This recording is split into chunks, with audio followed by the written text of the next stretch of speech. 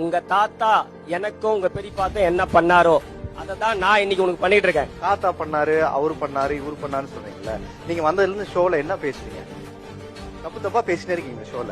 தப்பா எதுவும் பேசுறேன் சார். பையனை சார் டிமோட்டிவேஷன் நீங்க வந்ததுல இருந்து சரியா பேசுறீங்களா?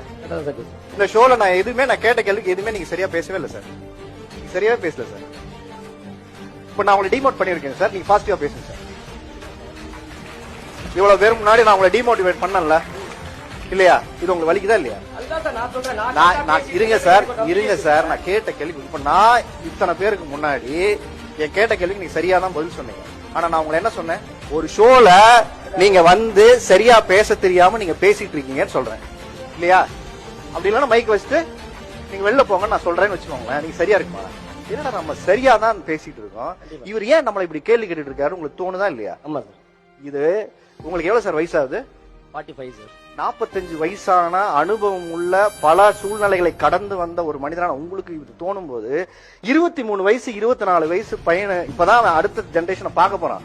உங்க தாத்தா பண்ணாரு, உங்க அப்பா பண்ணாரு, நீங்க ஒண்ணு பண்றீங்கல்ல, தப்பு.